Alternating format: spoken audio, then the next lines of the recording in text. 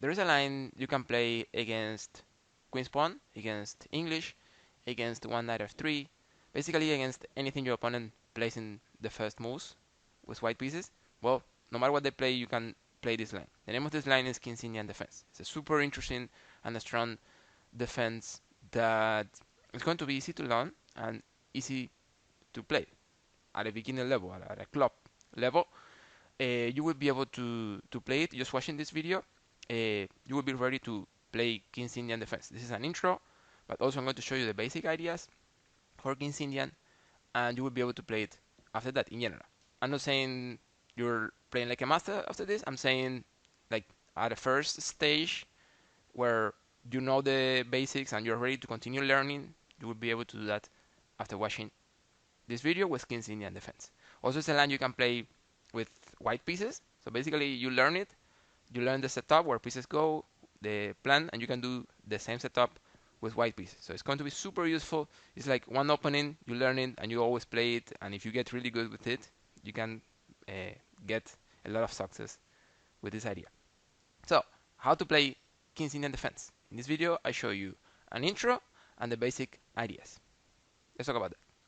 So, your opponent plays Queen's Pawn. Is what usually King's Indian Defense is against. So d4, you play knight f6, and then they play c4, and you play g6, and then they play knight c3, you play bishop g7, and they play e4, and you play d6. So this is the idea, right? d6, g6, bishop knight. That's the plan in King's Indian Defense. I'm going to tell you the main lines that your opponent is going to play, but that's not really the most important thing. The most important thing is the basic ideas. So I'm going to tell you the lines first, and then you will understand how to play against all those things just with the basic ideas I'm going to show you. So which are the lines here?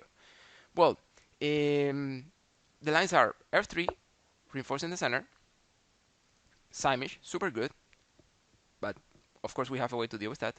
f4, 4 pawns attack, interesting, aggressive, probably not that great, not as strong as it seems to be. And knight f3, which is the classical line, and it's what they play more often at the elite, but well, again, we have things against that. So those are the three main lines.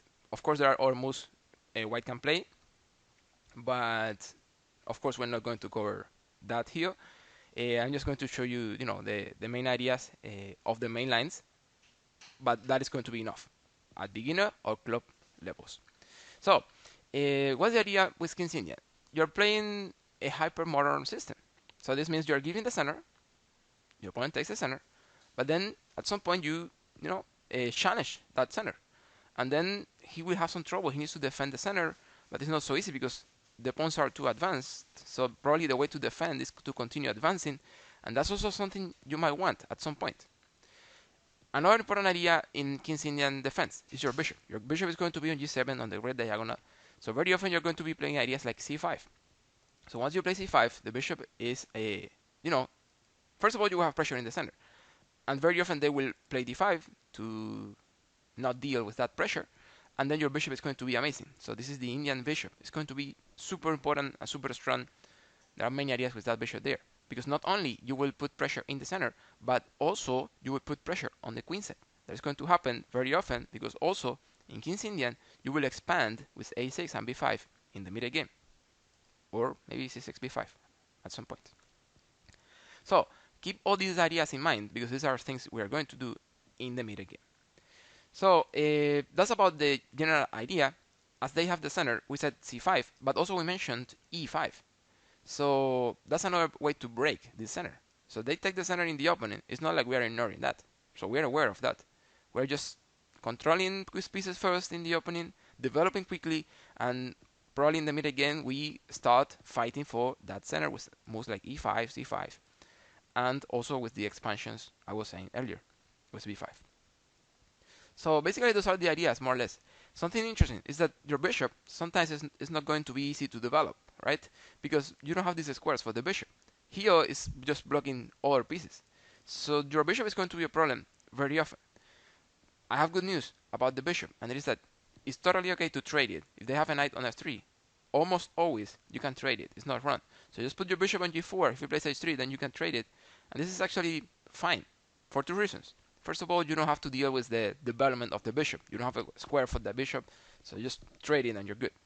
But the second thing is that this knight here on f3 very often is super important for white because it supports the center and it gives white a lot of control in that area. So if you just trade that bishop, you get rid of your bad piece and you also get rid of a very good white piece. So yeah, keep that in mind. You can trade the bishop for the knight. Super okay. Nothing wrong with that. And then your pressure is going to be really strong in the center. About this knight, in some lines d7, in some lines c6, but in general you have many options for the knight. Something you can do very often is knight c6, knight d4. For example, when you have the pawn on e5, the knight on d4 supported by a pawn here, a bishop here is super interesting. But also in some lines you can develop the knight over d7, and from d7 you can try to get one of these squares. Very often you play, for example, knight d7, e5, forcing d5, and then boom, your knight comes to c5. All those things are going to be very typical and very important in King's Indian. So don't forget all these ideas. You are going to use them. You are going to see them in Masters games, and that's King's Indian, right? That's what you do in King's Indian. What I just mentioned with the bishop, what I mentioned with the knight, and the pressure in the center. Of course, we are going to castle kingside in this kind of lines almost always, and basically those are the main ideas. Those are the general ideas for King's Indian defense. I'm going to get a little deeper into the lines, so you get actually, you get familiar with the positions a little better. So when they play Samish, f3, let me tell you something. Let me show you the statistics here. I think it's going to be very interesting. These statistics are for Lichess games, and these statistics are for players under 1800 on Lichess. So, I'm filtering here a beginner, intermediate level, maybe some advanced level player, but and also I'm talking about rapid and blitz. So this is the idea. With that filter here, I mean this one here, with that filter, you can see that knight f3, the classical, f4, the 4 pawns, and f3, the Samish, are still the 3 most common lines. Okay, so that's still correct. Even when that's the most important thing for the elite, it also happens here at this level. So keep that in mind. But also look at this move, bishop d3. It's not really popular at the elite, but as it is such a logical move, they played a lot at this level. But yeah, in general, it's not like a super strong line because it interferes the queen, so you lose some control in the center. So that bishop doesn't look that great on d3, but they still played a lot. So yeah, I just wanted to show you the statistics. Also, I wanted to show you how f3 performs really well for white, like 53%. So Samish working really well for white. But again, we will learn how to deal with that, so it's not going to be a big problem.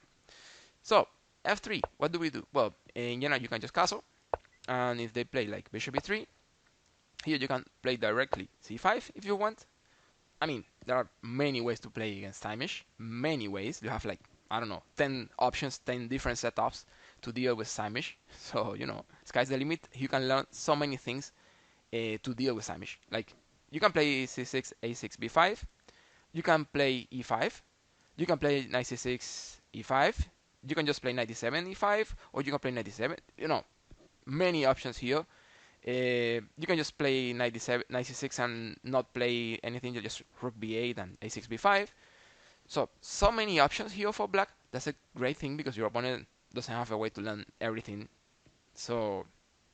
But basically, no matter what you play, the idea is that you need to put pressure here and you need to expand here. If you're doing those things, in general, you're going to be fine. And you need to value your bishop. So you need to make your bishop as good as possible by attacking the center and by also attacking the queen side if possible. So if you're doing those things, in general, you're going to be okay in King's Indian. So yeah, that's the idea. c5 is the main line here. I'm not going to talk about that. This is an intro to King's Indian defense. So I'm not going to get into the lines any deeper. But this is main line. It's super good. It looks like you're losing a pawn, but actually white shouldn't take it that much because you get so much compensation with the bishop, the knight, etc. But I mean, if you don't like it, if you're not sure about it, just don't play c5. Just play, knight c6 or knight d7, and you're good. Or b6, e5. You have many options. So that's Samish. The other line is, for example, 4 pawns. And here you can just castle. And if they play knight f3, you play c5, for example. Again, something we already mentioned, right? About the basic ideas. So c5, and you're breaking that center. They play d5. And again, something that I need you to remember, and it is that you are going to fight this chain of pawns, right? You're not going to stay there ignoring the chain of pawns. That's not what we do in King's Indian. We fight it. How do we fight it? With breaks. What kind of breaks? Well, e6 and b5. That's what we do against that kind of a structure. So yeah, you need to break. You need to break it. You need to damage it. You need to make it weaker. So that's why we play this kind of move. Also, when you trade, you open the file, and that file means pressure in the center. So that's the idea. E6, capture. If they capture like this, you can expand easily.